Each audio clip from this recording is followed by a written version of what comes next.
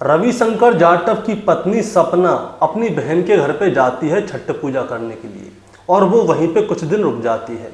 इसी बीच रविशंकर जाटव को एक सपना आता है कि उसके सपने में कुछ गलत हुआ है। इसीलिए वो अपने साड़ू को फ़ोन करता है और वो कहता है कि आज मैं आपके घर पे आ रहा हूँ, क्या आप घर पे ही मिलेंगे? तो साड़ू कहता है कि मैं तो घर पे नहीं हूँ, मैं तो काम के सिलसिले में बाहर जा रहा हूँ। तो वो पूछता है कि आपका बच्चा घर पे मिलेंगे नहीं मिलेंगे? तो वो कहते हैं कि वो स्कूल जाएंगे। तो घर पे कौन मिलेगा? वो कहते हैं कि मेरी पत्नी मिलेगी और तुम्हारी पत्नी मिलेगी, तुम जब चाहो जब घर चले जाना। इसके बाद रविशंकर जाटव अपनी पत्नी को फ़ोन करता है और उससे कहता है कि मुझे रात को बहुत ही बुरा सपना आया था और मेरा मन घर पे लग नहीं रहा है, तो क्या मैं तुम्हारे घर पे आ जाऊँ आज तुमसे मिलने के लिए? तो उसकी पत्नी कहती है तो पूछने वाली बात क्या है, आप आ जाइए। इसी बीच सुबह 9 बजे रविशंकर जाटव अपनी मोटरसाइकिल उठाता है और अपने साड़ू के घर पे पहुंच जाता है। उसकी जो सरेज है वो नल पे पानी भरने के लिए गई होती है। रविशंकर जाटव सीधा ऊपर जाता है और दरवाज़ा अंदर से बंद कर लेता है। उसकी पत्नी उसे देखकर बहुत खुश होती है। वो अपनी पत्नी से कहता है कि देखो आज मैं तुम्हारे लिए बहुत ही सुंदर तोहफा लाया। वो पूछती है कि क्या लाए हो? वो कहता है कि मैं तुम्हारे लिए सोने का लॉकेट लेकर आया हूँ, लेकिन तुम अपनी आंख बंद करोगी तभी मैं तुम्हें पहनाऊंगा। तो उसकी पत्नी बहुत ज़्यादा खुश होती है। वो अपनी आंखें बंद कर लेती है और अपनी पति की तरफ पीट करके खड़ी हो जाती है। इसी बीच रविशंकर जाटव क्या करता है, एक धारदार हथियार निकालता है और अपनी पत्नी की गर्दन को पकड़ के रेतने लगता है और तब तक रेतता है जब तक कि उसकी पत्नी मर ना जाए। और जब उसकी पत्नी मर जाती है तो वो उसी चाकू को अपनी पत्नी में बार बार मारे जाता है, तब तक मारे जाता है जब तक कि उसका मन शांत नहीं हो जाता। इसी बीच उसका जो चाकू है वो अपनी पत्नी की हड्डी में फंस जाता है।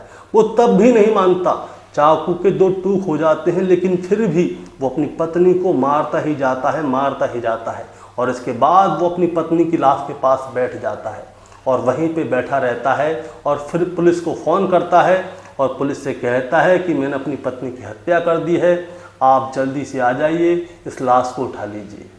दोस्तों, रविशंकर जाटव ने अपनी पत्नी सपना की हत्या क्यों की? आज की कहानी यही है, क्योंकि सभी न्यूज़ चैनल पे दिखा रहे हैं, अलग अलग खबरें हैं, लेकिन खबर की पुष्टि कहाँ से होगी मैं आपको बताऊंगा। दोस्तों, कहानी शुरू करूंगा उससे पहले मैं बस आपसे यही कहना चाहूँगा कि अगर आप मेरे चैनल पर नए हैं तो चैनल को जल्दी से सब्सक्राइब कर दीजिएगा, ताकि रोज़ाना रात को 8 बजे मैं आपके लिए एक सच्ची घटना की कहानी लेकर आ सकूँ। नमस्कार दोस्तों, मैं गौरव शर्मा और आप देख रहे हैं गौरव शर्मा सफ़र। दोस्तों, आज की जो सच्ची घटना मैं आपको सुनाने जा रहा हूं, ये सच्ची घटना शुरू होती है उत्तर प्रदेश के मेरठ ज़िले से और मेरठ ज़िले का ही एक एरिया पड़ता है ब्रह्मपुरी का पूर्वी इलाही बख्श। दरअसल यहाँ पे एक परिवार रहा करता था। परिवार में 4 बच्चे थे, माता पिता थे। आज से 18 साल पहले की बात है। परिवार में जो 4 बच्चे हैं मैं आपको उनका नाम बताना चाहता हूँ। उनमें सबसे बड़ी बहन होती है ममता, दूसरी सरिता, भाई सोनू और सबसे छोटी बहन सपना। 18 साल पहले क्या होता है, सपना की उम्र लगभग 6-7 साल के आसपास होती है। पहले उसकी माताजी एक्सपायर हो जाती हैं। अब माताजी एक्सपायर हो जाती हैं तो पिताजी जो है घर का सारा काम धाम देखते थे, बच्चों को पालते थे। इसी बीच में जो है पिताजी भी एक्सपायर हो जाते हैं। लेकिन तब तक जो बड़ी बहन है 2, ममता और सरिता, उनकी शादी हो जाती है। उनकी शादी होती है मेरठ के ही थाना गंगानगर में क्षेत्र में आता है अमहेड़ा गांव। यहाँ पे इन दोनों की शादी हो जाती है। दोनों बहनें आसपास में ही रहा करती थीं। अब सपना जो है बड़ी हो रही थी, इसीलिए दोनों बहन फैसला करती हैं कि सपना को जो है अपने पास रखेंगी ताकि उसकी पालन पोषण अच्छी तरह से कर सकें। अब सपना बड़ी हो रही थी तो जो इसकी बहन है सरिता और जीजा मुन्ना, वो सपना को अपनी बेटी की तरह पालते थे, क्योंकि 6-7 साल की ही तो थी जिस समय पे ये लोग अपने घर पे लेके आए थे। अपनी बेटी की तरह पाल रहे थे। बच्ची बड़ी हो रही थी। अब जब ये बड़ी हो रही थी तो इसके लिए शादी के लिए एक लड़का देखा जाता है कि लड़का कोई अच्छा हो, काम धंधा करता हो, सभ्य लड़का हो। इसीलिए इन्हें जो है एक लड़का दिखता है जिसका नाम होता है रविशंकर, जिसकी उम्र होती है 28 साल, जो कि भवनपुरा थाना क्षेत्र के अंतर्गत किन्हा नगर है, वहाँ पे जनरल स्टोर है खुद का। अब रविशंकर जो है बहुत पसंद आता है। सपना की उम्र हो जाती है 22 साल। अब ये लोग जो है रविशंकर को देखने के लिए जाते हैं। सपना से पूछते हैं कि बताओ तुम्हें रविशंकर पसंद है? तो सपना कहती है कि हाँ मुझे पसंद है। रविशंकर से भी पूछा जाता है। परिवार की रजामंदी होती है। इसीलिए क्या होता है, 23 जनवरी 2025 को सपना और रविशंकर की शादी करा दी जाती है। अब शादी बड़े ही धूमधाम से होती है। आप फोटो देखेंगे तो आपको सपना और रविशंकर बहुत ज़्यादा खुश दिखेंगे। अब शादी के बाद सपना अपने पति के यहाँ पे यानी कि रविशंकर के घर पे पहुँच जाती है, वहाँ पे रहना शुरू करती है। शादी के पहले महीने में ही सपना जो है गर्भवती हो जाती है। अब सब कुछ ठीक चल रहा था, लेकिन जब सपना गर्भवती होती है उसके कुछ दिन बाद से ही रविशंकर और सपना के बीच में जो है विवाद होना शुरू होने लगा। अब जब विवाद होना शुरू होने लगा तो सपना जो है अपनी बड़ी बहन सरिता को फ़ोन करती है। वो कहती है कि ये तो मेरे से बात बात पे लड़ रहे हैं, छोटी छोटी बातों पे लड़ रहे हैं। तो सरिता उससे कहती है कि देखो अभी तुम्हारी शादी नई नई हुई है, और जब शुरुआत में जब दो लोग मिलते हैं तो उनके बीच में छोटी छोटी बात पे भेदभाव भी होते हैं और छोटी छोटी बात पे झगड़े भी होते हैं। जब तक तुम दोनों एक दूसरे को समझोगे उसके बाद में कोई लड़ाई झगड़ा नहीं होगा। अब होता क्या था दोस्तों, मैं आपको बताता हूँ। जो सपना है वो अपने ससुराल में कम रहती थी, वो मायके ज़्यादा रहती थी। कभी अपनी बहन सरिता के यहाँ चली जाती थी, कभी ममता के यहाँ पे चली जाती थी। अब रविशंकर बहुत ज़्यादा परेशान हो चुका था, लेकिन सपना अपने ससुराल भी आ जाया करती थी, लेकिन लड़ाई झगड़े कंटिन्यू चल रहे थे। इसी बीच क्या होता है दोस्तों, 26 जुलाई 2025 को तीज के त्यौहार के लिए जो सपना है अपनी बड़ी बहन सरिता के घर पे आ जाती है और वहाँ पे तीज का त्यौहार करती है। उसके बाद वो 2-4 दिन वहीं पे रुक जाती है। अब इसी बीच 2 अगस्त 2025 की सुबह रविशंकर क्या करता है, अपने साड़ू मुन्ना को फ़ोन करता है, यानी कि सरिता का जो पति है उसको फ़ोन करता है और उससे कहता है, क्योंकि दोस्तों मैं आपको बताना चाहूँगा सपना और रविशंकर की जो शादी है वो मुन्ना ने ही करवाई थी। मुन्ना सपना को अपनी बेटी की तरह मानता था और उसी ने रविशंकर को ढूंढा था। रविशंकर बहुत अच्छा लड़का है, उसी से शादी कराएंगे, अपना काम है, अपना घर है, अपना सब कुछ है। अब रविशंकर क्या करता है, 2 अगस्त 2025 की सुबह लगभग 7 बजे का समय होता है, वो अपने साड़ू मुन्ना को फ़ोन करता है और उनसे पूछता है कि साहब आज मैं आपके घर पे आ रहा हूँ, घर पे मिलोगे या नहीं। तो मुन्ना कहता है कि देखो भाई मैं तो घर पे नहीं मिलूँगा, मैं तो काम के सिलसिले में बाहर जा रहा हूँ, तुम आ जाना घर पे जब भी आना हो। तो वो पूछता है बच्चे मिलेंगे या नहीं। तो वो कहता है मुन्ना कि बच्चे तो स्कूल जाएंगे, तुम कितने बजे तक आओगे। वो कहता है कि 10-11 बजे तक आना था मेरे को, भाई अपनी पत्नी से भी मिलना था, वो गर्भवती है, 7 महीने की गर्भवती हो चुकी थी, क्योंकि जनवरी 2025 में शादी हुई थी, अब अगस्त चल रही थी। तो मुन्ना कहता है कि तुम टेंशन मत लो, तुम घर चले जाना, घर पे तुम्हें तुम्हारी पत्नी मिल जाएगी और हमारी घरवाली भी मिल जाएगी। अब जो रविशंकर है वो क्या करता है, वो अपनी मोटरसाइकिल उठाता है। उससे पहले मैं बताता हूँ, उससे पहले उसने अपनी पत्नी सपना को भी फ़ोन किया था और उससे कहा था कि मुझे रात को बहुत ही डरावना सपना आया था, मुझे रहा नहीं जा रहा, मैं तुमसे मिलना चाहता हूँ। तो उसकी पत्नी कहती जब तुम्हारी मन में हो तब आ जाना, घर पे ही हूँ मैं। तो वो पूछता है कि तुम्हारे जीजा जी घर पे हैं कि नहीं। तो वो कहती है जीजा जी तो घर पे नहीं है, वो तो किसी काम के सिलसिले में बाहर गए हैं। वो पूछता है बच्चे स्कूल जाएंगे। तो दीदी तुम्हारी, दीदी तो भैया अपने घर का काम करती है पहले। वो कहता है ठीक है मैं आ जाता हूँ। लगभग 10 बजे के आसपास का समय होता है।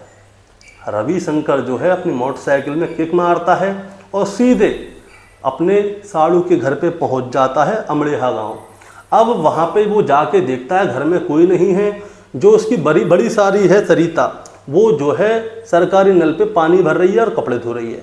वो सीधा क्या करता है, अपने साड़ू के घर में घुस जाता है, 2 मंजिल का मकान होता है, और सीधे पहली मंजिल पे पहुंच जाता है जहाँ पे इसकी पत्नी सपना होती है। सपना जो है 7 महीने की गर्भवती है और वो इस समय बेड रेस्ट पे चल रही थी, कि मतलब ज़्यादा काम वाम नहीं कर रही थी। पहली दूसरी मंजिल पे चढ़ना उतरना बड़ा परेशानी वाला होता है। अब रविशंकर क्या करता है, सीधे कमरे में घुस जाता है। अब जैसे ही वो देखता है कि उसकी पत्नी सामने है, तो उसकी पत्नी अपने पति को देखकर बड़ी खुश हो जाती है कि आइए देखो मेरे पति आए मेरे से मिलने। तो वो कहता है कि मैं आज तुम्हारे लिए बहुत ही सुंदर तोहफा लाया हूँ। तो वो कहती है क्या लाए हो। ना ना ना ऐसे नहीं बताऊँगा, पहले तुम अपनी आंखें बंद करो उसके बाद ही बताऊँगा। तो सपना बड़ी खुश होती है कि देखो मेरा पति मेरे लिए गिफ्ट लाया है। वो पूछती है फिर भी बताओ तो सही क्या लाए हो। वो कहता है कि मैं तुम्हारे लिए सोने का लॉकेट लाया हूँ और अभी किसी को बताना मत, मैं तुम्हें चुपचाप पहनाऊंगा और तुम्हें सरप्राइज़ दूंगा, तुम अपनी आंखें बंद कर लो। तो जो सपना है वो बड़ी खुश होती है। अब रविशंकर क्या करता है, गेट को अंदर से बंद कर लेता है। अब सपना उसके पास जाती है और पीट करके खड़ी हो जाती है। लेकिन रविशंकर दोस्तों उसके लिए कोई भी तोहफा नहीं लाया था। वो लाया था अपने साथ एक धारदार हथियार। वो चाकू निकालता है और सपना को पीछे से पकड़ के उसकी गर्दन को रेतना शुरू करता है। अब जैसे ही वो अपनी पत्नी की गर्दन को रेतना शुरू करता है तो सपना ज़ोर ज़ोर से चीखने लगती है, चिल्लाने लगती है। उसकी आवाज़ें नीचे भी जा रही होती हैं, उसके पड़ोसियों तक आवाज़ जा रही होती है कि घर में ऊपर से आवाज़ें आ रही हैं, किसकी आ रही हैं। उसकी बहन जो सरिता है वो भी बाहर होती है, उसे भी नहीं पता था कि अंदर क्या हो रहा है। चीखने चिल्लाने की आवाज़ें आ रही थी। अड़ोसी पड़ोसी सरिता सब लोग ऊपर की मंजिल की ओर भागने लगते हैं, लेकिन गेट अंदर से बंद होता है और अंदर से चीखने चिल्लाने की आवाज़ें आई जा रही होती हैं। अंदर रविशंकर क्या करता है, वो अपनी पत्नी सपना के ऊपर चाकू से ताबड़तोड़ वार कर रहा होता है।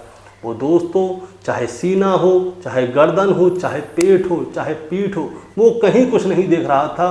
वो अपनी पत्नी पे चाकू से ताबड़तोड़ वार किए जा रहा था और जब वो वार कर रहा था तो उसका चाकू जो है उसकी पत्नी सपना की हड्डियों में फंस जाता है और वो जब निकालता है तो वो टूट जाता है।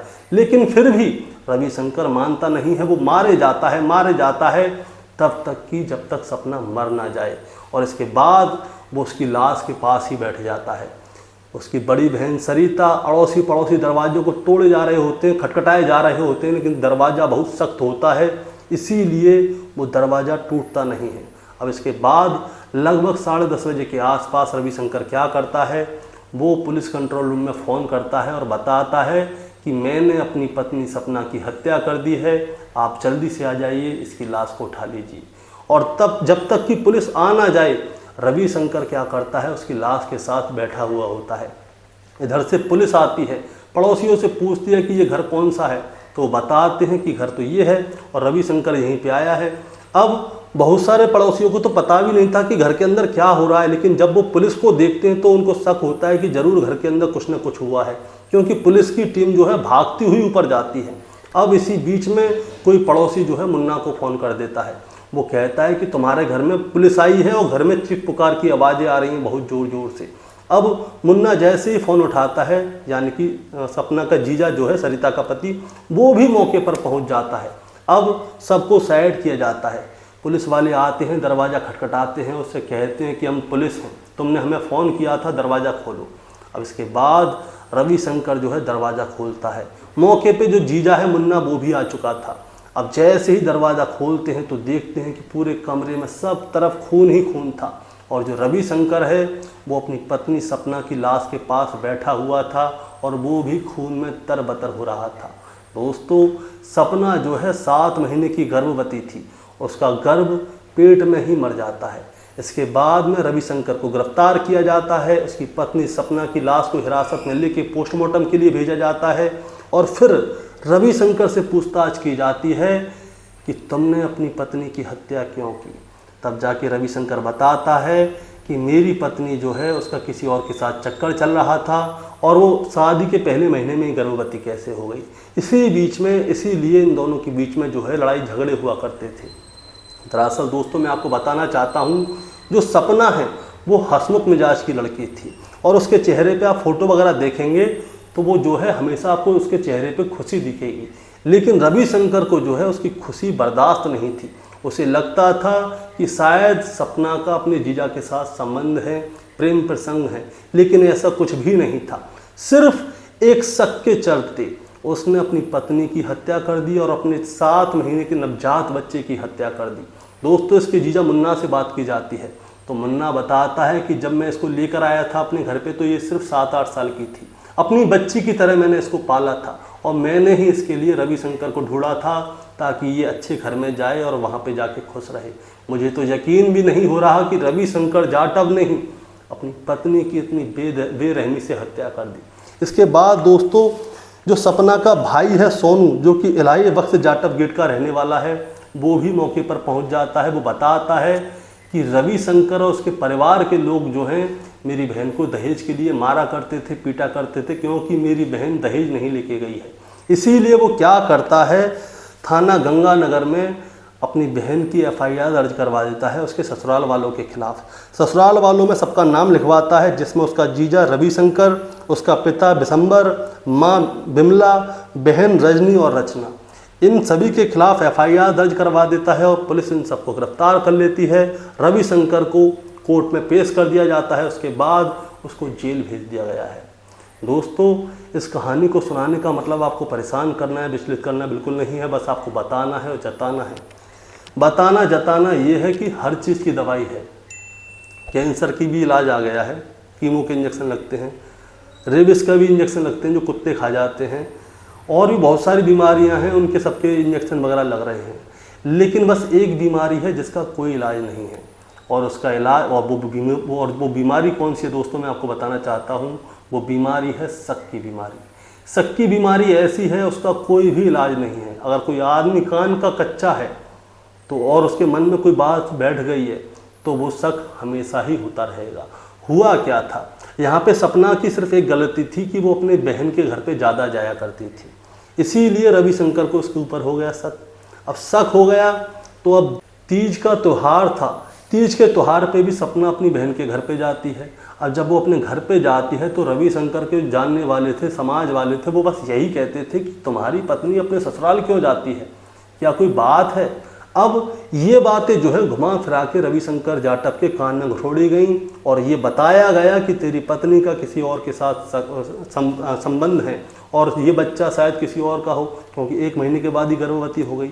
रविशंकर जाटव को सिर्फ शक की बीमारी थी और उस शक की बीमारी के चक्कर में उसने अपनी निर्दोष पत्नी सपना की हत्या कर दी और एक बच्चा जो कि अभी दुनिया उसने देखी भी नहीं थी, दुनिया में आया भी नहीं था, उसकी भी हत्या कर दी। दोस्तों, आपका क्या कहना है इस रविशंकर जाटव के बारे में, आप हमें कमेंट में ज़रूर बताएं। चैनल पे नए हैं तो चैनल को सब्सक्राइब करके जाएं ताकि रोज़ाना रात को 8 बजे मैं आपके लिए एक सच्ची घटना की कहानी लेकर आ सकूं। और हाँ, चैनल पे नीचे कमेंट सेक्शन के पास या लाइक के पास एक हाइप का ऑप्शन होता है, आप उसे ज़रूर दबाइएगा ताकि हमारी कहानी और भी ज़्यादा बूस्ट हो, और भी ज़्यादा लोगों के पास जा सके और आपकी वजह से हमारा चैनल और भी ज़्यादा बूस्ट हो सके। नमस्कार।